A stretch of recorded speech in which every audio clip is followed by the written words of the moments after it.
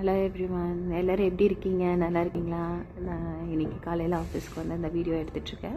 இன்றைக்கி வந்து நான் குட்டி ஸ்டோரியில் என்ன பற்றி சொல்ல போகிறேன்னா, ஒரு தாத்தாவும் கடிகாரத்தை பற்றி தான் சொல்ல போகிறேன், வாட்ச் பற்றியும்.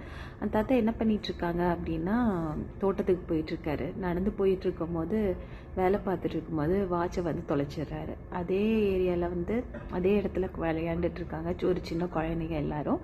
அப்போது தாத்தா தேடிட்டு இருக்கிறத பற்றி குழந்தைங்க போய் கேட்குறாங்க, என்ன தாத்தா தேடுறீங்க அப்படின்னு கேட்குறாங்க. அப்போ அந்த குழந்தைங்கிட்ட தாத்தா சொல்கிறேன், நான் இந்த மாதிரி என் வாட்சை தொலைச்சிட்டேன், நீங்கள் எனக்கு தேடி தந்தீங்க அப்படின்னா உங்களுக்கு நான் கிஃப்ட் கொடுக்குறேன் அப்படிங்கிறாங்க. குழந்தைங்களுக்கு ஒரே சந்தோஷமாயிடுச்சு. வாட்ச் தேட போகிறாங்க. அப்போ அவங்க தேடிட்டே இருக்கும்போது என்ன பண்ணுறாங்கன்னா, ரொம்ப சத்தம் போட்டுட்டு விளையாண்டுட்டு அந்த மாதிரி வந்து தேடிட்டுருக்காங்க. தாத்தாவும் வந்து ஒரு அமைதியாக பரப்பரன்னு தான் தேடிட்டு இருந்தார். ஐயோ தொலைஞ்சிச்சு அப்படின்னு தான் தேடிட்டு இருந்தார். அதுக்கு ரொம்ப நேரம் தேடிட்டு வந்துட்டு தாத்தா கிட்ட சொல்லுதுங்க, இல்லை தாத்தா கிடைக்கல அப்படின்னு சொல்லுதுங்க. உடனே அதில் ஒரு குழந்தை மட்டும் சொல்கிறாங்க, நான் போய் மறுபடியும் தேடி பார்க்கட்டுமா அப்படின்னு வந்து சொல்கிறாங்க. சரி தாத்தாவும் சொல்கிறாங்க, ஓகே நீ போய் பாரு அப்படிங்கிறாங்க. அந்த குழந்தையும் போய் தேடி பார்த்துட்டு ஒரு பக்கம் போய் அமைதியாக உட்காந்துருச்சு. கொஞ்சம் நேரமாக அமைதியாகவே இருந்தது.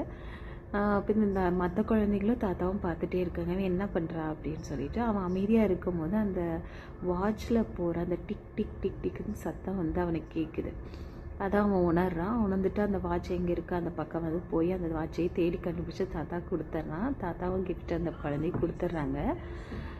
இந்த ஸ்டோரியிலேருந்து நான் என்ன சொல்கிறேன் அப்படின்னா, ஏதாவது ஒன்று நமக்கு நடந்துச்சு, ஏதாவது ஒன்று ஆச்சு, இல்லை ஏதோ ஒரு டெசிஷன் எடுக்கணும் அப்படின்னு இருக்கும்போது நம்ம வந்து பரப்பரன்னு இல்லைன்னா ஏதாவது ஒன்று அமைதி இல்லாமல் நம்ம சண்டை போட்டு சத்தம் போட்டுட்டு இந்த மாதிரி ஒரு கியாஸ் க்ரியேட் பண்ணிகிட்டு இருந்தோம் அப்படின்னா நம்மளால் ஒரு ப்ராப்பராக டெசிஷன் எடுக்க முடியாது. அதை தான் இந்த ஸ்டோரி மூலிமா நான் சொல்லியிருக்கேன். ஸ்டோரி பிடிச்சிருந்தேன்னா ஒரு லைக் பண்ணிக்கிங்க. மறுபடியும் உங்களை புது ஸ்டோரியில் சந்திக்கிறேன். Bye bye everyone.